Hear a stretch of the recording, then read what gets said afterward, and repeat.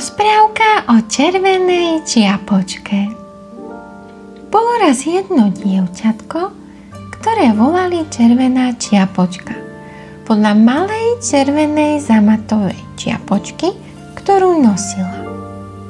Žila šťastne so svojou mamičkou a oteckom, ktorí ju mali veľmi radi, rovnako ako všetci ostatní, pretože bola veľmi milá a poslušná.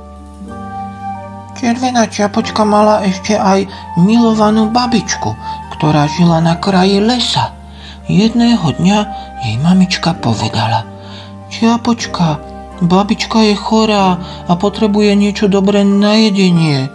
Do košička som dala koláč a lieky, bež jej to zaniesť. Ale dávaj pozor, aby si nezišla z lesnej cesty a nezastavuj sa s cudzými ľuďmi.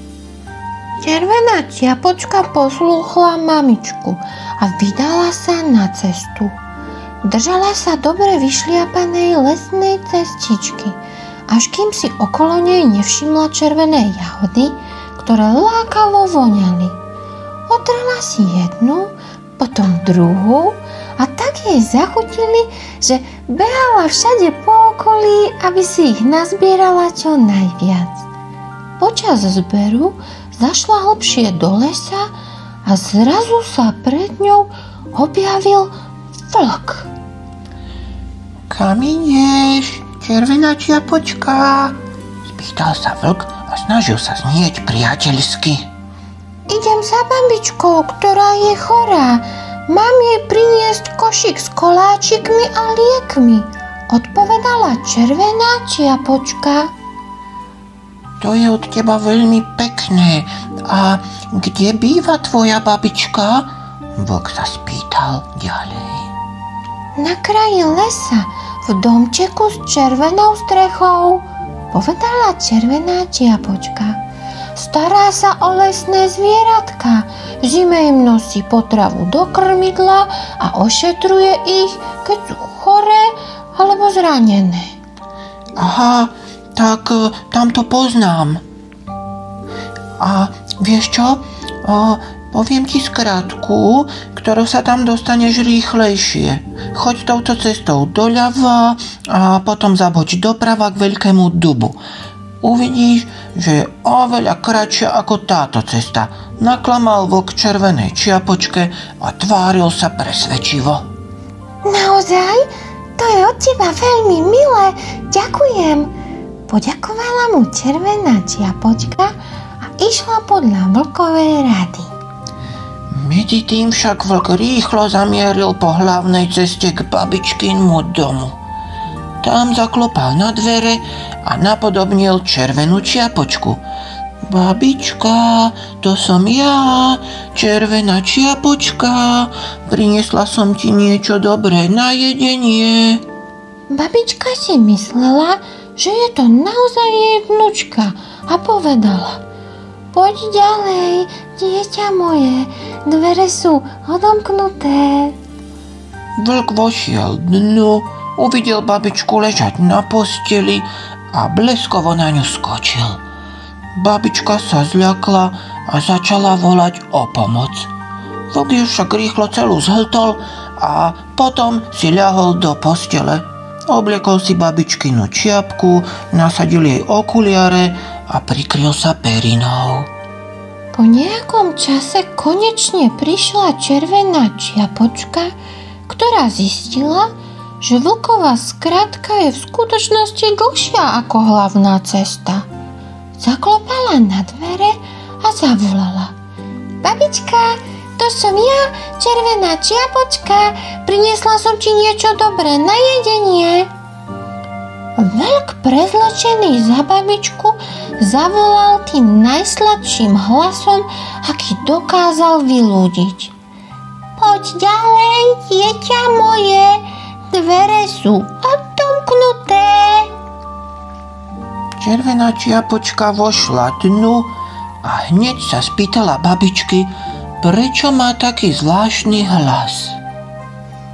To je moje prechladnutie, dievčatko, povedal prestrojený vlk škrabotavým hlasom. Červená čiapočka zamierila k posteli a uvidela tam ležať svoju babičku. Ale nie len hlasom, ale aj vzhľadom sa jej zdala iná ako zvyčajne. Mala akési veľké uši, veľké oči a veľké zuby. Ako to, že máš také veľké uši, babička? Spýtala sa červená čiapočka. Aby som ťa lepšie počula, dieťa moje, odpovedal vlk.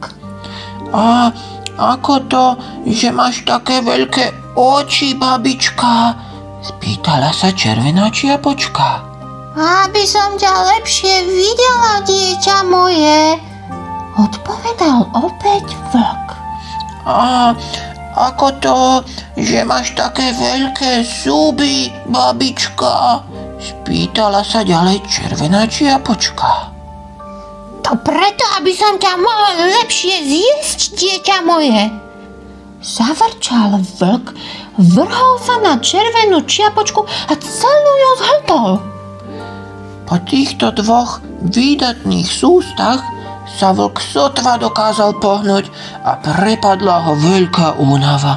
Zložil si babičkine okuliare a čiapku, ľahol si späť do postele, kde okamžite tvrdo zaspal a chrápal tak, až sa celá chalupa triasla.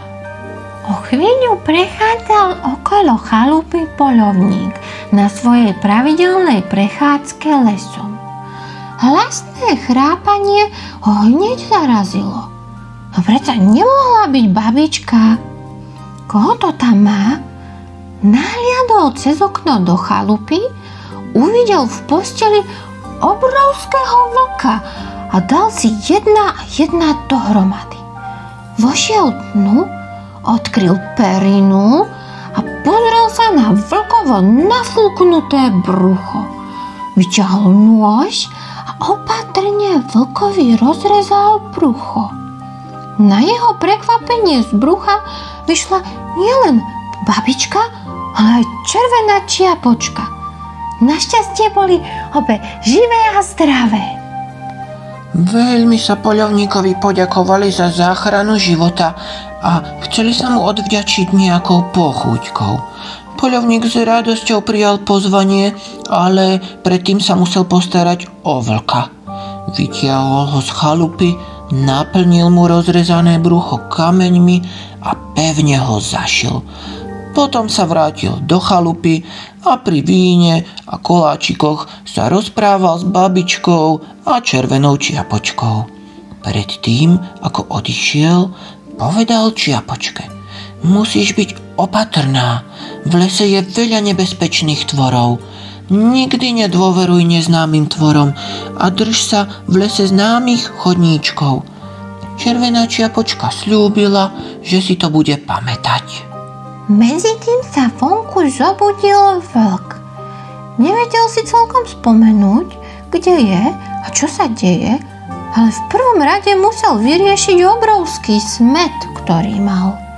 Čo najrýchlejšie sa doplazil k zurčiacemu potoku, ktorý tiekol rýchlym prúdom kúsok od neho. Žalúdok mal príliš ťažký. Myslel si, že sa prejedol babičky a čiapočky.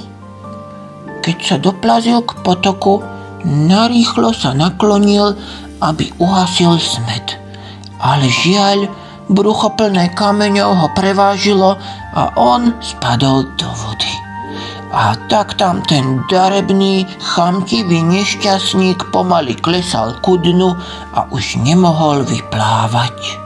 A tak červená čiapočka zostala s babičkou až do večera a potom sa pekne po cestičke vrátila domov k svojej mamičke a oteckovi. Žiadny zlý vlk už našťastie po lese nebehal a už nikdy nezišla z cesty, keď išla sama cez les za babičkou. Presne tak, ako to sľúbila statočnému poľovníkovi. Mňau, mňau. Mňau, mňau.